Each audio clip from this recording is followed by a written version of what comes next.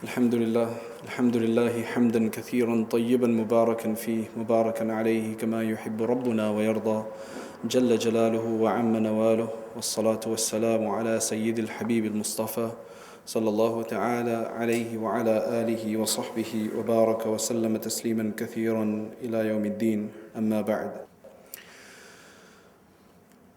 My dear respected ulama, my dear respected brothers and our sisters, wherever you're listening, Assalamu alaikum wa rahmatullahi wa barakatuh. It's difficult to discuss the biography of someone because depending on one's affinity with how people will receive different ways and process it in different ways. Mullah Ali Qari, I'm sure the majority of us here have probably heard of him. Is anybody here that hasn't heard of Mulla Ali Qari? Somewhere or the other. If Fadail A'mal, Sheikh Zakaria quotes him often. If you're from the ulama fraternity, there are numerous books that I'm sure many of us have benefited from. So Mulla Ali Qari is a very comprehensive individual. He's a very multifaceted scholar that's worked on a number of different subjects. And I think I'm going to try to highlight a few points from his life because his entire life is not in front of us anyway. I mean, I haven't come across any very detailed biography. His date of birth is not known. That's kind of normal because there wasn't a birth certificate system around the time as far as I understand. He was born in Herat, which, yes, current day it's in Afghanistan, but you can't call him an Afghani scholar, I don't think, because I don't think there was enough. Was there an Afghan at the time? He's actually Khurasani. Because when you look at the makeup of the Islamic world, without getting too much into the geopolitics of the time, you had two major areas where, if I'm to probably say that the majority, well, not necessarily the majority, but a great bulk of Islamic scholarship came from. And much of the work has been produced. That was Khurasan, and it was Ma Wara'un Nahr. Transoxiana, which was in the north of Iran, which is currently Uzbekistan, the surrounding areas, and the other area was Khurasan. And this area, I think it was first established, I think it first rose to great prominence during the time of the Samanids. This was within the 2nd century, the 3rd century, the 4th century. That's why you had the greatest scholars come from them. You had Imam Bukhari come from Bukhara, which is in Uzbekistan, current day Uzbekistan. You had Tirmidh, where Imam Tirmidhi hailed from. You have Sijistan, which is just south of that area, which is Imam Abu Dawud came from. You had Imam Muslim, who came from Nishapur or Naysabur, which is further south from there, which is in current day Iran. You had Abu Layth al-Samarqandi. I mean, you just had numerous scholars that hail from the area. Nasafi, some of the biggest names that you've heard from, they were either from that area or the others, they were from Baghdad and Damascus, Sham and other areas. But some of the major contributions were made by these areas. So this is Khurasan, Herat and Balkh, which are two prominent cities in Afghanistan today. Although Balkh isn't really what it used to be before. Balkh used to be a major center, probably one of the greatest centers. And Balkh was destroyed, I mean completely destroyed at least twice, once by the Tatars, and then after that due to some internal rivalry and fighting within the Muslim factions. But that was a very glorious city. That's Balkh, and then you had Herat, which was close by to that. Herat and Balkh, both of these, though they were Khurasan at the time, part of Greater Khurasan, and then further north was Transoxiana, which is Ma Wara'un Nahr. Now both of these cities are in Afghanistan. They obviously don't have much of their former glory, but they were literally centers that people would actually go to. In fact, if you look at the Hanafi school, a lot of the development in the Hanafi school formed in Balkh, right, which is close to Herat. And now that gives us an understanding where this scholar that we're looking at today, Mulla Ali Qari, Ali ibn Sultan Muhammad al-Qari, hailed from. He hailed from a place where there was a heritage. There was a lot of development in terms of the sciences. I mean, he studied a lot in the Jami' Masjid of Herat.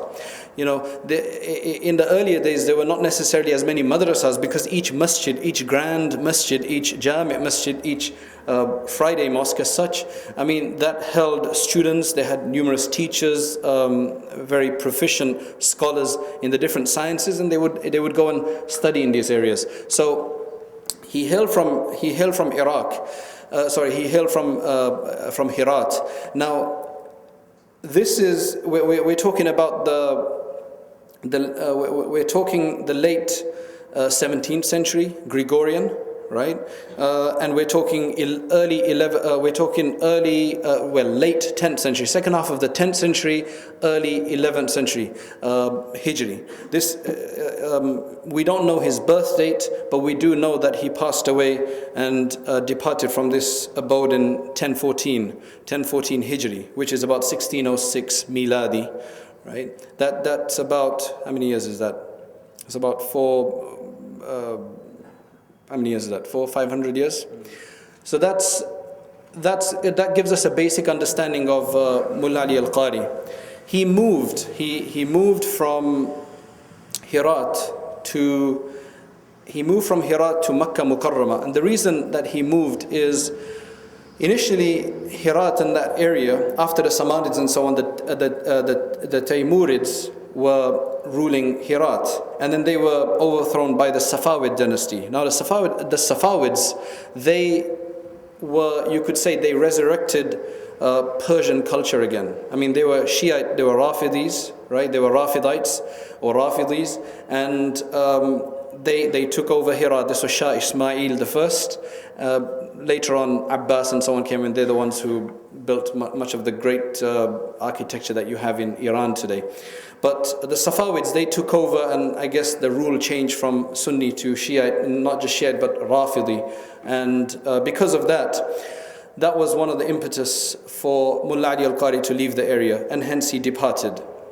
He departed to Makkah Mukarramah, and this is something that used to happen often from different parts, different parts of the Muslim world. People would have this longing for Makkah. I mean, this happens until recently, except that now there's extreme restrictions in terms of who can live in Makkah and Medina Munawwara, and thus, you don't have a mass exodus of people. But there are numerous people who even today move over there under some pretext, with some excuse or the other, because they want to be close to the two holy sanctuaries, the Haramain. While I was in America, one of the brothers that I had there was from Medina Munawwara. His father was originally from Bhopal, which is a city in India. And in about 1912 or something like that, at the age of 12, he hid on a ship. He hid on a ship from India to Makkah, to the Haramain, to Arabia, the Arabian Peninsula, and he left home at the age of 12, alone, hid aboard a ship, and he settled in Medina Munawwara. The interesting thing is that he did that, and both himself and his wife, they passed away recently. The interesting thing I want to mention to you is that when people do this, they do it with a zeal. There's something in their hearts that makes them want to do this, and then Allah subhanahu wa ta'ala accepts that calling from their heart. Allah subhanahu wa ta'ala accepts it. So it's not some kind of mundane movement. It's actually very significant, right? It's linked to a spiritual longing that they have to be close to the house of Allah subhanahu wa ta'ala, or to Medina Munawwara, to the Prophet sallallahu alayhi wa sallam. And hence this individual I'm speaking about, when he passed away, now if you've been to Jannatul Baqi, right? If you've been to Jannatul Baqi, which is the graveyard of Medina Munawwara, there are, unmarked graves that just go on and on for, many meters. And anybody, especially a normal person, a normal citizen of, normal person who's come to visit, or a normal resident of Medina Munawwara, if they're going to be buried, they're going to have to go with, wherever the next allotment is. So the family had no idea. They went to the graveyard as normal after bathing the mayyit and praying and so on. And when they got there, as soon as they entered, now you know that area where as soon as you enter, there are graves of some of the ummahat, al-mu'mineen, radiyallahu anhun, and some of the family of the Prophet sallallahu alaihi wasallam. And ajib, as they got in, his son is telling me that as soon as we got in, there was a man there saying, "Is this so and so?" And he took his name. "Is this the mayyit of, is this the funeral of so and so?" And they said, "Yes, it is." He said, "Yes, bury him here." You know, you normally get a place right in the corner on the other side. You know, if you go to a janazah there, that's where you'll get it. But this person was given a place here. He was an engineer. He worked on the new construction of the Haramain, both Makkah and Medina Munawwara. And Allah subhanahu wa ta'ala accepted him, that he got not just a burial in Jannatul Baqi, but very close to some of the best of this ummah. Just purely by Allah subhanahu wa ta'ala. Nobody knew who that man was or anything, but it was just all organized. Okay, bury him here, khalas. That's it.